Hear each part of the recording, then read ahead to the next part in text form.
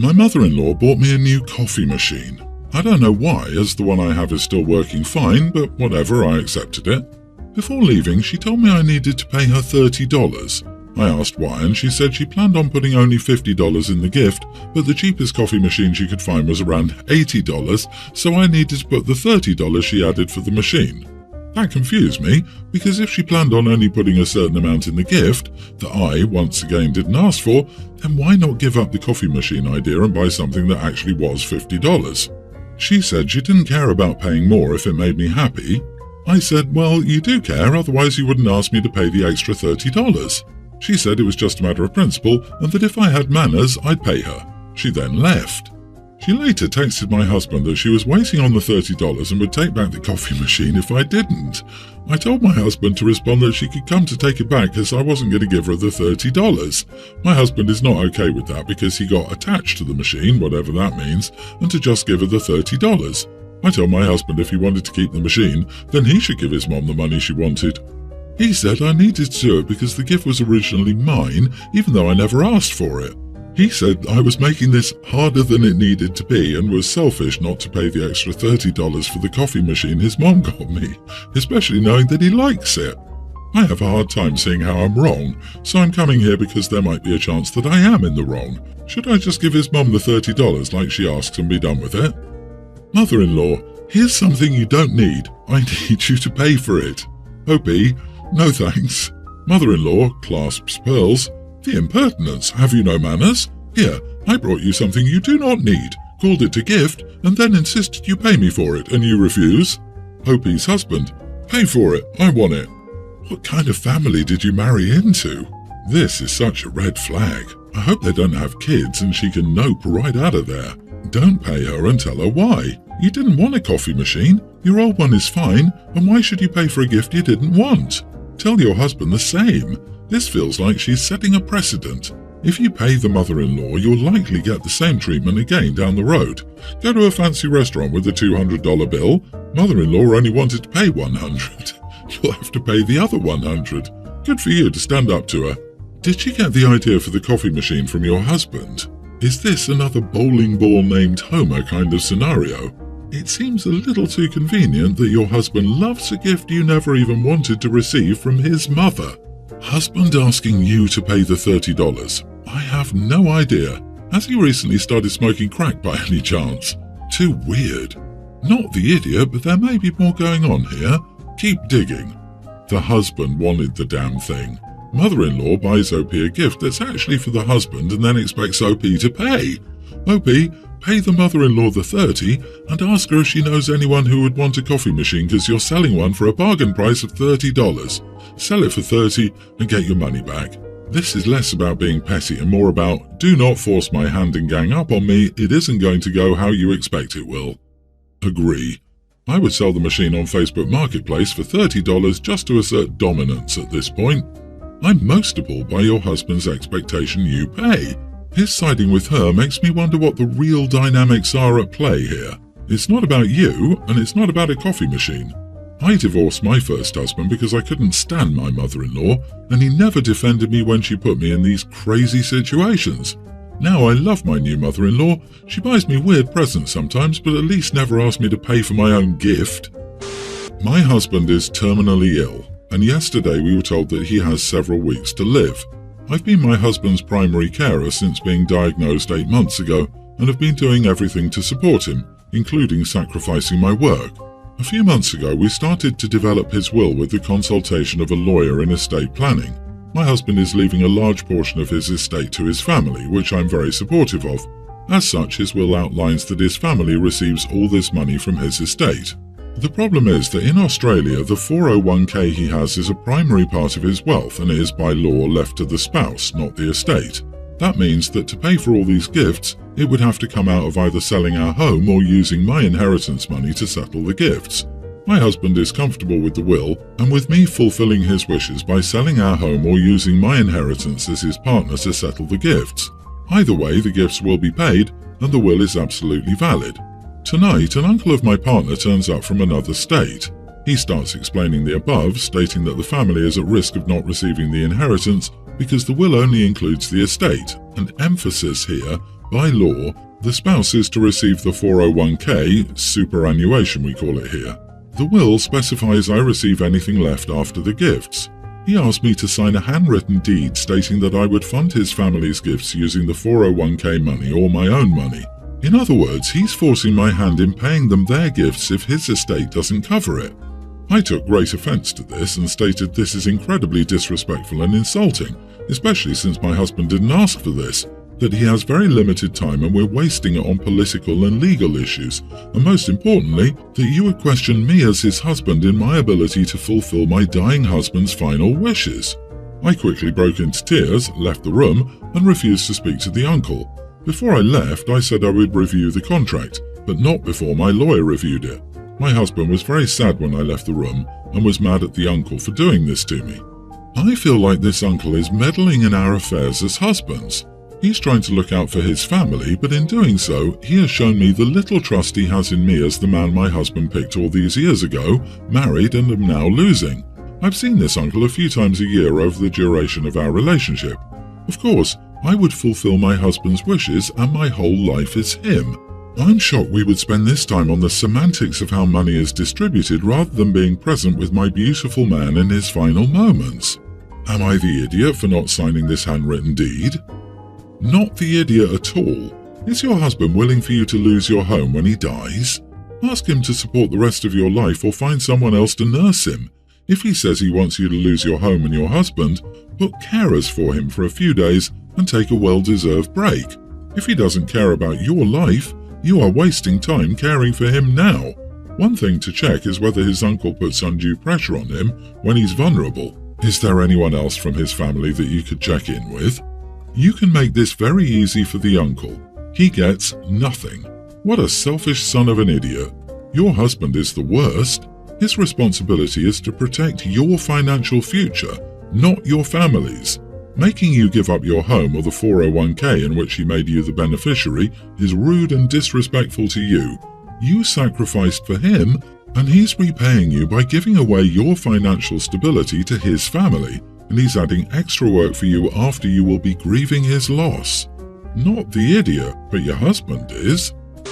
So I have a friend who, when we were in college, got some work done. It was known to everyone, and she never got a problem sharing with people or giving them tips on who to go to, the aftermath, and everything. We're now 30 and the whole friend group knows. Whenever she meets new people, she tells them, or so she told me. Yesterday, she invited me to her and her husband's, and we were playing some old videotapes and pictures of our memories, and we were reminiscing and everything. Until a photo of her pre-surgery appeared, and her husband was like, "Oh, she looks so different." So I was like, "Oh, it must have been pre-surgery." He was like, "What surgery?" I looked at him, then at her, and then she tried to deflect the situation, but the setting was awkward for the rest of the night. Apparently she dated him and married him, but she lied about getting work done and he believed her. After I left, he demanded answers, which forced her to tell him the truth. She called me today saying I'm the idiot for exposing her, but I was like, how could I have known you lied to him when you're always upfront about it? Like if she doesn't mention it herself, she expects me to mention it on her behalf to other people we meet. Except her husband. I also told her she invited me to view our old photos. Why didn't she just give me a heads up about it like she knew old photos pre-surgery would appear? She hung up on me, saying she didn't want to know me anymore and that I was a terrible secret keeper. Am I the idiot for exposing my friend's plastic surgery in front of her husband? Not the idiot. The trouble with lying is trying to keep track of said lies. She has obviously known since before she married her husband that he doesn't know, and she doesn't plan on telling him. She could have warned you and everyone, but she didn't. She should have told him the truth initially, then the crap wouldn't have hit the fan. Am I the idiot because my friend lied to her husband and didn't keep me in the loop? LOL. How can you keep a secret when it was never a secret to begin with? You're not a terrible secret keeper. She's a bad liar and a bad person. She probably has low self-esteem and self-worth. She was probably embarrassed or ashamed to admit she had plastic surgery. If you want to continue the friendship, I'd straight up ask if there's anything else she's keeping secret that could come up in casual conversation. Who wants to be worried they could say the wrong thing among friends? Right? Can you imagine marrying someone thinking they're beautiful and have great genetics that your future kids are going to inherit, and it turns out it was plastic surgery? Don't get me wrong, I have nothing against plastic surgery, and people should do whatever they want with their bodies, but I just think it's something you would tell your spouse. It's a lie by omission. I, 38 female, have been married to my husband, 39, for 4 years and have been together for 7 all in all. He has a tween son from his previous marriage and I love him a lot. My husband splits custody with his ex-wife 50-50, with them alternating weeks. They've been in talks about my stepson's education for a while, as he doesn't thrive in a traditional schooling environment, and they want to homeschool him. If done right, I don't see an issue with this, even though I do have concerns about his social needs. I expressed those thoughts, but beyond that I didn't offer much input. He's their son and his education is up to them. I had an issue, however, when they seemed to think that I could oversee his education when he was staying with his father and me. They even commented how I'm always at home, so it's perfect. I work remotely as a data analyst, so yes, I'm around. But I'm working and not free to play teacher. Helping with homework outside of work is fine, but actually teaching? That's not my job. I told them as much and said if they wanted to do this, either his mom would have to come around during my work hours, or they'd have to hire a tutor, as I won't be splitting my focus between teaching him and my job. I even told them I'd be happy to put money towards the tutor. They feel I'm being unreasonable, and his ex-wife even questioned if I see their son as my family, if I've got so little interest in his schooling and what's best for him. This led to harsh words said on both sides. My husband took her side in this and has told me he's disappointed in me, that it's not like his son is a little kid who'll be underfoot constantly. Surely the point of remote working is that I can have a balance to help out around the home. I suggested that if he felt that way, he might see about working remotely. I feel pretty crap about this. I love my stepson, I want a good future for him and for an education he thrives in, but I don't see why it's down to me to educate him when I work full-time, even if that work is from home. My husband is currently really upset with me, and the fact they're both in agreement on this is making me question if I'm in the wrong and being an idiot. Edit, I'd like to be clear, they could in theory homeschool him properly. This isn't something they want to do with no experience. His ex-wife is a former teacher but had to leave her job due to her health. The husband will have input on lesson plans from what they've discussed, but he disagreed with my idea that he works remotely to educate his son. Not the idiot, you're working full-time. Tell your husband that if he thinks it's so important to homeschool him, then he needs to take time off. And when he says he can't because he has to work, tell him that if he thinks his work is more important than his son's education, then he should rethink about his priorities the same way he's asking you to. Working from home still requires you to work from home. Don't jeopardize your employment because they can't parent appropriately. Good luck to you. And you're looking out for what is best for your stepson. He deserves a teacher who isn't busy doing another job simultaneously. Homeschooling is a significant time investment if done right. He and his wife are completely unreasonable and do not respect your work. You are effectively at work during all your working hours. This is next level insanity. Going out on a limb here, I wonder if OP makes more than hubby and that threatens him because of patriarchy. If OP's job were damaged or lost because of this inane plan, then, well, hubby would be happy because he's now fulfilling his manly role by making more. And OP can stay home and completely focus on her stepson and probably soon-to-be bio kids. Update: a few hours after this post went up, my husband and I got into a huge fight. I ended up packing up my stuff, and after a few texts, I arranged to stay with my brother and his husband. I've told my husband he needs to sort his crap out and figure out an arrangement that doesn't involve me before I come home, and even then, I won't be back until he agrees to counselling together. My stepsister, Teen, was grounded recently for going on a pretty vicious rant about how much she hates me, same age, and would rather be alone for the rest of her life than be stuck with me forever. This came after my dad and stepmom planned a Christmas vacation for the first time ever. They can only afford a 2-bedroom cabin, so it would mean my stepsister and I sharing. I hated the idea too, but I knew my stepsister would explode over the idea, so I sat back and allowed her to do the work and get into trouble because I knew it would push her over the edge. She went a little bigger than I expected, honestly. She brought up how my mom abandoned me and said I was unlovable and deserved to be walked out on. She also brought up how I destroyed her family because her mom's parents didn't want to include me, and so my stepmom told them if they treated me differently from my stepsister, then they wouldn't see us anymore. She wished me dead, and all kinds of other stuff too. Background: we've been stepsisters since we were 8 and we've never liked each other. We both have issues. Her from her dad dying and me from being bullied in school. I know people would expect me to say I have issues from my mom leaving, but my grandma filled that maternal role, so while it sucks, my mom never wanted me. I have a mom figure in the most amazing grandma ever. I can't speak for her, but she was always so angry and she was jealous that when she and her mom moved in with us, I got to keep my room, and hers was a little smaller, but not by much. I never liked how she treated me over that or how she'd tell her friends stuff about me. After my stepsister's meltdown, my dad and stepmom wanted to sit down and talk to me. They noticed right away I wasn't upset or even shocked by the outburst. They said it was okay for me to be hurt by what my sister said. I told them I wasn't. My dad asked to speak to me alone and he said, "You know you can be honest, kiddo." I told him I wasn't upset about what she said. I told him I didn't care.